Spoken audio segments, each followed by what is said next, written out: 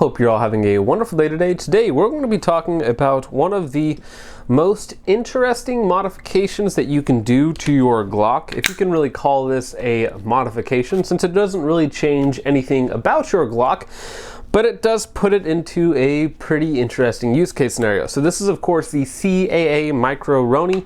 This is the Gen 4 model, so this is their newest model with their latest and greatest features, although it does come in at a more budget-friendly price, though surprisingly it's actually a lot nicer in some ways than some of its older, more expensive counterparts. So first off, in terms of price, I got this guy here delivered to my door for $180. Now, for a bunch of plastic, and I do mean a bunch of plastic, that would seem like a lot of money, but a lot of the older versions, especially if you get the ones with, nicer setups or whatnot, they can cost upward of like $400 for some of them, which is a lot of money to put out for a gun that takes the functionality of a Glock and elevates it a little bit in some regards, but you could also almost buy an AR-9 that's going to do all of those things as well, that also takes Glock mags for about the same price, and you have a totally different firearm versus just something else that you can put a Glock into. So today, to make this video really simple and hopefully a little bit shorter than normal, is that we're going to be talking about the brace itself, the pros and the cons, and that's just about it. But before we get into that, I do want to show you what I'm actually using in it so you know what I did all my testing with. This is my carry duty, whatever you want to call it, Glock Gen 3. This is a Glock 17, of course, 9mm, and this is what I did all of my testing with it. I have shot probably pretty close to 1,000 rounds through this Glock with this Micro Roni kit on it, and so I have a good amount of experience with it. I've used it quite a bit in a lot of different scenarios, long range, short range, fun stuff, just pretty much everything you can think of. And I ran a ton of different ammunition through it, though it doesn't really change the built-in features of your Glock.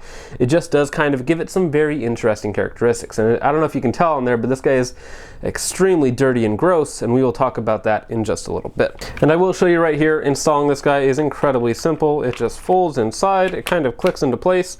You can either push it forward or you can pull down these tabs up front to make sure that it goes down a little bit easier. Close the back gate. Should just pop right up if you're doing it right. Or you might have to push that down. And then you just push it forward, and it pushes some backwards pressure on it, and it also clips into the front Picatinny rail. So really there's only 2 points of contact with this guy. Well, technically 3 if you consider the charging handle on here, which is built in with this generation, which is nice. But there's only 3 points of contact, but 2 points of contact that are actually holding it in place and giving it stability. And we'll talk about some of the issues with that a little bit later. But now that we're done with that, let's go ahead and talk about the brace itself, and there are actually a lot of good things about this brace. The first thing that I mentioned, of course, about the Gen 4 is that it is much cheaper and much more ergonomic in a lot of ways than some of the earlier generations. This one here has the SB looking brace on it, so it's a pistol. It doesn't change the classification of your pistol that you're putting into it, so it's still just a pistol. So you have a pistol brace on here that you can shoulder if you need to, sporadically according to the ATF, whatever that means. You can also, it does work very functionally as an arm brace if you need to shoot it one-handed. And the nice thing about the Gen 4 is that they actually have a much longer stock than some of the early generations. The earlier generations were like 4 inches shorter, and so they were much more tight and compact up against you like this, which can be good or bad depending on it. But for me, this is a much more comfortable grip angle and a much more comfortable distance. This is very similar to what my ARs are. And then you just have a very compact package right here. It kind of feels almost like a bullpup because your hands are so close together, so far out. But of course, it's not a bullpup. This has a very short barrel, which is the 4.2-inch barrel of this Glock 17 Gen 3. And this brace is definitely one of the high points overall of the setup. It does have a articulating arm, so it does fold off to the side. It's not the smoothest motion in the world. It does take a little bit of force to put it back into place, but I did oil it up, which did solve a lot of the issues, and you can flip it back into place if you give it the right amount of force. And it is very difficult to actuate that button. You need to really be very firm and forceful and deliberate to push it to fold the stock, which is a good thing. Once it's in place, it's not going to move unless you want it to. On top of that, this is a very rubbery texture, so it does have some bend to it, which is actually really comfortable. It has, for me anyways, a really good, really comfortable cheek weld on there, which lines up with this low pro red dot on here. And so overall, the brace is probably the best part of it, and it does make the Glock extremely comfortable and easy to shoot, especially firing quickly, firing on the move, a much more stable shots, especially at longer distances where it would be harder with just two hands way out here versus a third point of contact, much closer in your body, much less weight out in front of you, and it's much easier to remain on target. So the brace is definitely the best part about it. That's what gives this platform the advantage, is the fact that you have that third point of contact, and it's going to feel much more like an AR or any sort of, you know, pistol rifle combination that you can think of, and it's going to handle that exact same way with the minimal recoil of Glock. And moving forward from there on the rest of this gun setup, or whatever you want to call it, it really starts to go downhill. So this brace is absolutely excellent. It's the best part about it, no doubt. Now we're going to go to the charging handle, which is on both sides, so it's ambidextrous, and it works very well. And I've done multiple reloads where instead of just hitting the slide release, you come back here and you just rack it to the back and it'll launch itself forward, just like that. Very easy to do from both sides, so if you are left-handed, it'll work just fine. It is a tiny bit short, but if you're being deliberate and being precise with it, it is fairly easy to do. I have not had an issue with it. I haven't missed it or anything like that. So I know some people say it's way too short. For me, it is short, but it's not short enough that it's caused me to not be able to rack it properly. And I guess you could technically go overhand and do both sides, but that's a lot more difficult. The bad part about the charging handle is, let's go ahead and get it out of here. So this locking mechanism should just pop right up. If I'm doing it right. Oh, that's right. So the issue that I have with it, and the issue that a lot of people are going to have with it further down the road, is that it is just plastic. So the way that it works is that that charging handle fits over top of your rear slide serrations and causes it to grip onto there, and that's what allows you to actuate the slide with it, versus with just your hand or something like that. The issue is that these guys are just plastic, and so you can already see polymer, whatever you want to call it, you can already see wear and tear on some of them. So for instance, if you push this guy in here like it is right now, after I've only owned this for a few weeks, I have put a lot of rounds to it, but I haven't owned it all that long, you can already feel the charging handle. If you pull back even just a little bit too hard, you can feel it slip down one of those serrations. Not a good thing, especially after only having it for a few weeks. Now, months, years to follow, I'm pretty sure that those little slots of polymer are just going to rip off and wear off over time, and then you're going to have a gun that you cannot put into battery. So in my opinion, while the charging handle is a great feature for this guy, the fact that it's built into the gun itself, it's captured, you can't take it out without modifying it or just tearing it apart, is a big issue, because that is a wear component, and that is going to wear out before the rest of this system does. And so now I do think that CAA actually does make some nicer aftermarket charging handles that are like aluminum, where they have a little bit bigger charging handles on them. So you can technically replace it if it breaks, but the fact that you have to spend like 60 to 80 bucks to replace the charging handle that it comes with is kind of a bummer, especially when that costs almost half as much as the kit itself. And so I think that that is definitely a weak point of the system overall. On the bottom side of that, we have the latch on the bottom that puts some pressure on the rear of the Glock to hold it in place while you're firing.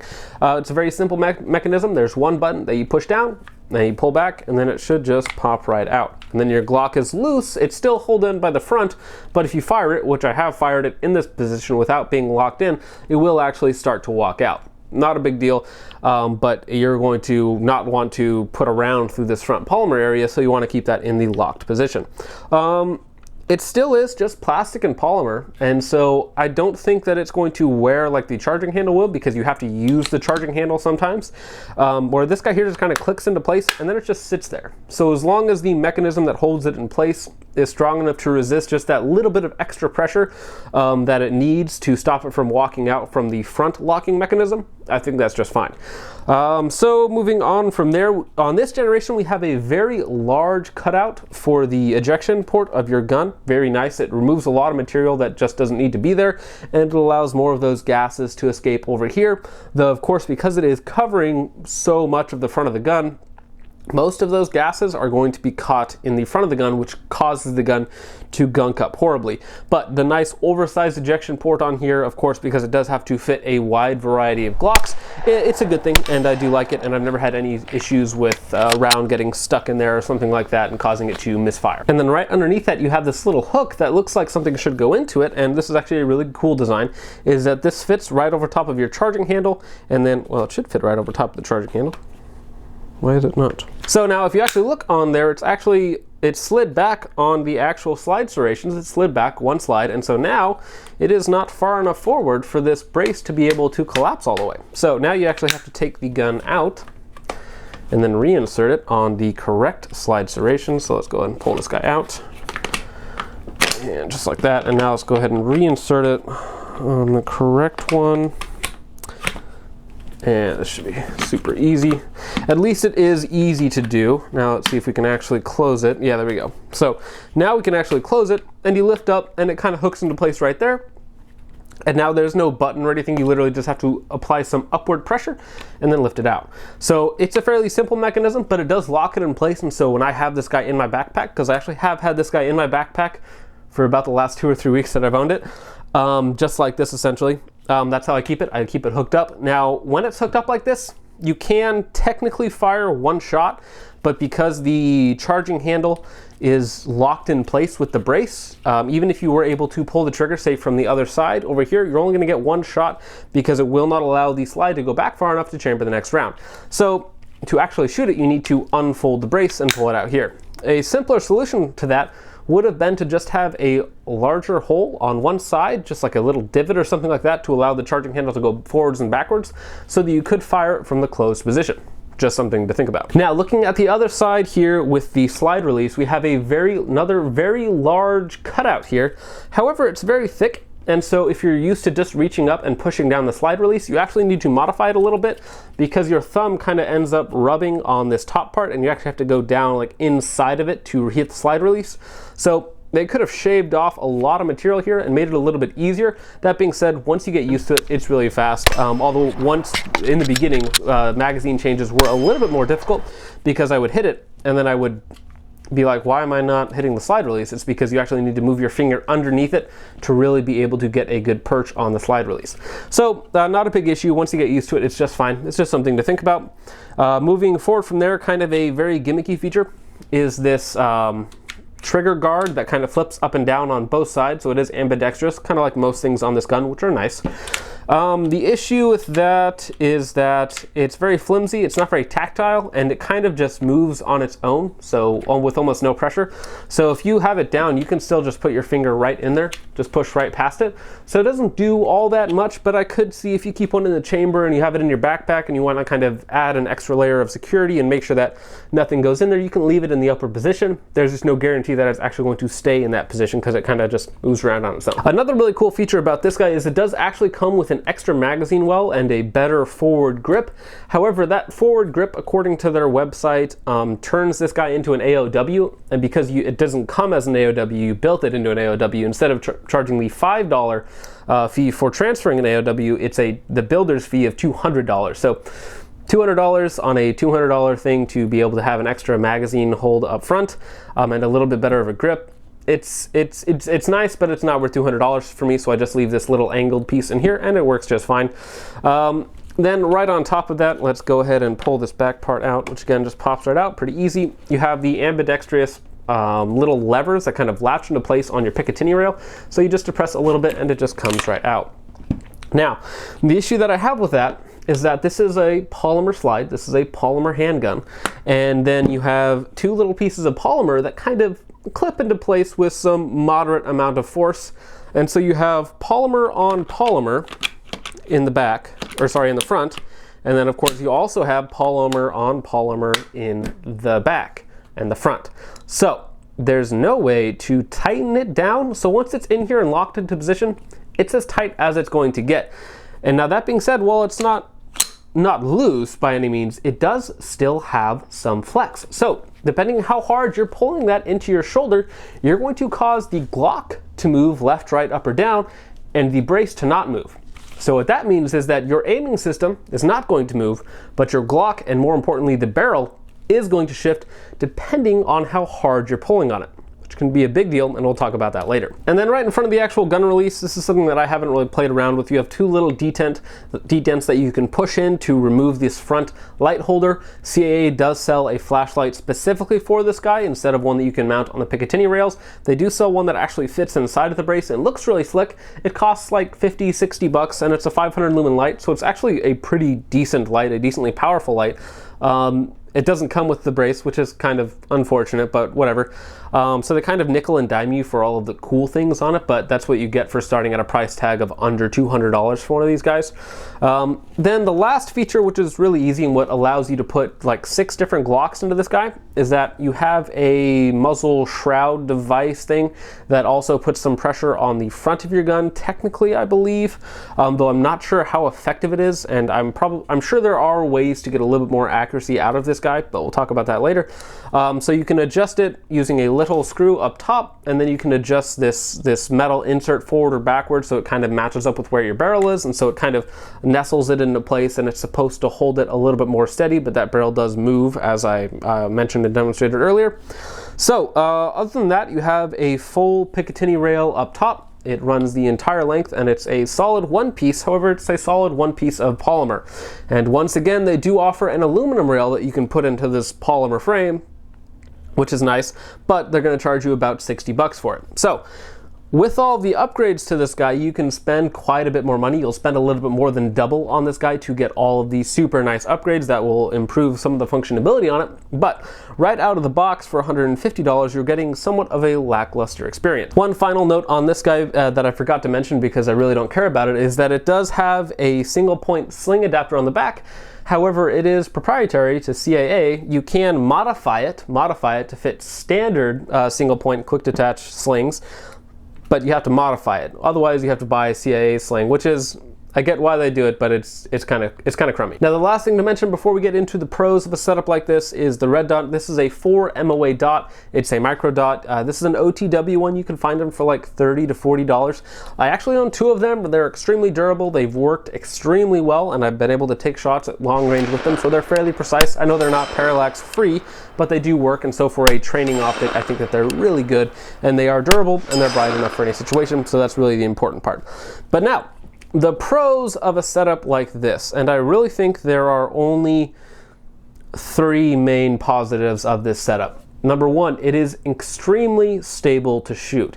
So I'm not the best handgun shooter in the world, as many of you probably know. I'm not the worst either, but I can shoot faster and more securely with this Micro Roni brace than I can with just having the Glock in my hands. That being said, it's probably not a huge margin of error. At about 40 yards with a Glock, if I'm taking my time, I can hit a 10-inch circle 80-90% of the time. With this setup, with a red dot sight, you can hit it pretty much 100% of the time without really thinking about it, and you can fire a little bit faster. And in closer ranges, it's easier to shoot on the move. It's easier to have a faster follow-up shots because you're not looking for your sights. You have just a, you don't have iron sights, you have a red dot sight. Now I know that you could have a pistol with a red dot sight, and we'll talk about that later because that is actually probably the best setup. But with this setup, the way that it is, if you don't have a Glock that has a red dot sight, the addition to a red dot sight on this guy makes it much more precise, easier follow-up shots because you're not chasing down your iron sights, you just have a red dot that you're looking through. And because you have that third point of contact means you can bring that down extremely fast. So it's recoil down, recoil down, recoil down, and allows you to have a very fast cadence very accurately. So with this guy, once you get it zeroed in, which is pretty easy to do at about 25 yards, which is where I generally leave my zeros for 9mm guns, that is, it works extremely effectively, and in close range it really does shine. I think it does an excellent job of doing what it's supposed to do. It makes the Glock platform much more stable, much more easy to use. Even someone who's a absolute novice like my girlfriend will pick this gun up and say she loves it because it's very easy to fire. It's only firing a 9mm. The recoil is very soft, and it's still very easy to use, and it's also extremely light. This whole package weighs like 1.5 pounds, 2 pounds, plus 1.5 pounds Glock, so you're only looking at about 4.5, 5 pounds. Very, very light, very easy to use, very short, very manageable, especially for smaller shooters. So there are some good positives there. So controllability is definitely the best thing about it. The ease of shooting, absolutely. The next thing that I really like about it, and I think is a positive, is just having the ability to have a gun like this with an extreme amount of capability, you know, 30 rounds or so, and, you know, spare magazines, all that sort of stuff, hiding in your backpack very discreetly, very lightly, and people won't be able to know that you have it in your backpack. So I've actually carried this around in my backpack in quite a few different places. Now, you don't need a big backpack for it. You don't need a tactical backpack for it. You can throw this in anything, which makes it extremely concealable and extremely usable. So if you're ever in a crowded place and you know you have your Glock 26 on you, you have your Glock 43 on you, this guy in your backpack, if you have the time to access it, which you probably will, in a situation where you needed to access it to defend someone else, to defend your friends, family, whatever, you would have time to get to this guy in your backpack if you've trained, if you've practiced with it. If you haven't trained or practiced with it, then don't do it. It's a bad idea if you're not prepared to get it out in a hurry. But having the option of a more stable platform where you can take more precise shots is a good thing. So having this guy in a backpack, which is what I have generally been using it for, so I have a different gun that I'm carrying and then I leave this guy here in a backpack somewhere or on my person, that sort of thing. Even as a truck gun, if you have a compartment in your truck or something like that where you can leave this guy, it's an excellent option versus, you know, an AR-9, which is going to cost about the same amount. But if you have a bunch of Glocks laying around already, then you can just kind of transform one into a backpack gun, into a truck gun, without spending a ton of money. And it does work in that specific role. And the last major positive about this guy, and it's something that I've mentioned before, is that it is very easy to shoot. It's very easy to control. It's very easy to get follow-up shots on. It's very easy to be precise in certain engagement ranges with this guy attached. It's going to be easier for most people who are not absolute experts with handguns to pick up something like this with a Glock in it than it is to just pick up a Glock and be very effective with it. Almost anyone who's at least mildly talented with an AR can be extremely effective with this guy, even if they haven't had any experience on a Glock. Now, Glocks are very easy to shoot for handguns, but still, a handgun versus a rifle or a, you know, pistol like this guy is, it makes it much easier and much more accessible to shoot. And especially in a high-stress situation where you need a little bit more precision, a little bit more stability, this guy here can actually add that in. So for certain use cases, like I've mentioned and like how I use it, I think that it is actually a good idea. But now let's go ahead and get into the two things that, well, kind of three things that will make you question whether or not this is worth it for you. The first one is fairly minor, and it's something that I touched on a little bit, is that because of the way that this frame is designed, and you have this large enclosed compartment at the front of the gun, this whole front section is completely enclosed right here. I know it does have slots in the sides, both sides and on top, but that's kind of behind where the barrel's at, so that's not all that effective. So what ends up happening is you get about 90%, or what feels like 90% of that gunk back into your Glock. And so this is after 100 rounds, probably even less than 100 rounds. I think this was only like 4 magazines that I took it out and did accuracy testing with it, which we'll get into next. And it's just absolutely disgusting. And that's not just the outside of the Glock, because who cares about the outside of a Glock? It's also caked over all of the internals. The longest single shoot that I did with this guy was about 300 rounds, and when I took it out afterwards, it was pretty much entirely black. And that's the inside of the barrel, the crown of the barrel. There's carbon buildup everywhere on the inside. So now I know a Glock is extremely reliable and you can do just about anything to it, but if there was a situation in which a Glock would fail, it would be just not being able to ventilate any of that gunk that comes out of the gun, and it pretty much goes all back into your system. So I don't like that about it, though it is a minor thing. If you're not shooting thousands of rounds without cleaning your gun, it's probably not a big deal. Although with this guy here, I think I clean it every 1,000 rounds or so, and I do a very, very basic cleaning. But when I have this guy here on it, I pretty much have to clean it every time I take it out shooting. Kind of a bummer. And I don't know if you can tell it on here, but you see you have 2 white dots on the back, and in the front you have a black dot. Now some people might like that, but for me, it's just the carbon is just absolutely caked onto the front of the gun. The entire front of the gun is just disgusting right now after only about 4 magazines. So kind of a bummer in that regard. The next thing that really is a killer for this system, if you have a little bit different of a use case in mind, if you think that this is going to be an excellent target gun or something that you can shoot a little bit further, the 9mm is capable of hitting targets at about 150 yards and further. You know, of course you can always hit shots further, but it's not super effective at stopping targets at those ranges, which is kind of the important part. So if you want to use this gun for target shooting or some sort of more precision-esque element, don't do it. Don't buy it. It's not worth it. So at 25 yards with this guy, and there'll be a dedicated video on this because I think it is one of the most important aspects of the gun itself, is how accurate it is. At 25 yards, you can change where the bullet impacts by about 4 inches at 25 yards, so not all that far away, by just shifting your grip on the gun. So what that means is if you don't have a perfectly consistent grip every time that you pull the trigger, every time that you grip the gun, where you grip the gun, if you go from bracing up against something, if you switch sides or anything like that, and you use a different grip pressure on the gun, it is not going to be as accurate, and it's going to shift 0 because, as I demonstrated a little bit earlier, it does not hold 0 because it's not a perfectly tight fit. There's no way to get it any tighter than how it is right now. So essentially, if I move my hand left or right, I'm moving the actual gun left or right and not the platform left or right. So while your optic is going to hold it in the exact same spot, the rest of the gun is going to move around. So your platform is stable and you can move the gun left or right depending on how hard. Even if you pull it into your shoulder, I can feel it dip down. So if I'm pulling with this hand harder into my shoulder, it's dipping down. Or I don't pull in at all and I'm just using my front hand, it's going to change it a little bit as well. So in a stressful situation where you needed to use it quickly and you weren't necessarily super prepared, you have adrenaline flowing, all that sort of stuff, you can shift your 0 quite a bit depending on what you're doing. So beyond 25 yards, beyond 40 at the most, it becomes pretty much unusable unless you are 100% consistent every single time, which is nearly impossible to do.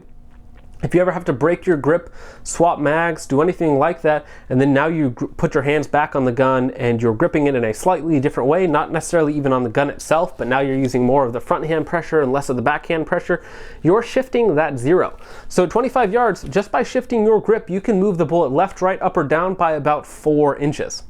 So what that means is, at 100 yards, you're shifting that 10 yards each direction. That is a huge circle that you can be hitting at 100 yards. So when I was doing my accuracy testing with this guy, I put on a LPV, which you'll see on the video, a 1-6, and I was shooting at one target, and for one magazine I was very consistent. And then I switched to the next magazine and I'm like, I'm not even hitting the target I'm aiming at now. And what that is just a slightly different grip angle. Slightly different pressure just pushes you off to the left or right. And the farther you go out, the more exaggerated that becomes. So in a situation where you need to hit one thing but not hit another thing, at anything beyond 40 yards, that would start to get really dicey. And you might be better off not taking the shot. So when it comes to accuracy, it's a 3 out of 10. Now, a Glock, this is kind of a thing I mentioned earlier, a Glock is very accurate. You know, you can see people take shots out to 200, 300 yards with a Glock handgun. It's not the most impossible thing to do in the world. It is very, very difficult, and you do need to be talented, but you can do it. Now you throw on a red dot on a Glock, like a 3 MOA dot or something like that, then you have a very precise gun that's really limited by the shooter.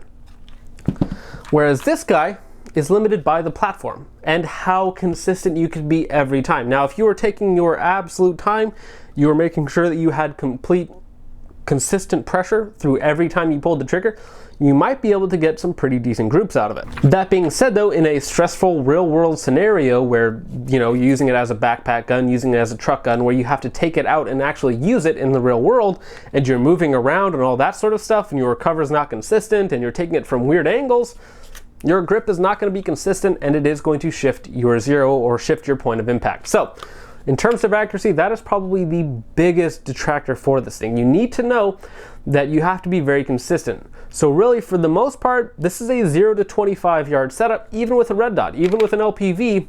Beyond that, Your grip needs to be perfectly consistent every time and consistent to how you actually zero the gun. And the last little drawback that I do want to mention is that there are a lot of nice little upgrades that you can do to this guy to allow for a little bit more stability, a little bit nicer features, but you're going to pay for every single one of them. So a little bit of a drawback. So that's pretty much the video, guys. Hope you all enjoyed. Thank you so much for watching, and please let me know what you guys think of this guy down below. If you feel like supporting the channel, it's the first 3 links in the description. Other than that, I will see you guys in the next one. Peace off. Hey you. Yeah, you. What are you still doing here? The video's over. Wait. Why are you still here? Like, share, and subscribe. Or don't.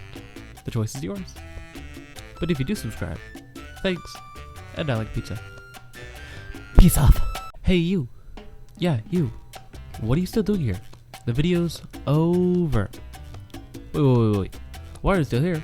Like, share, and subscribe. Or don't. The choice is yours. But if you do subscribe, thanks. And I like pizza.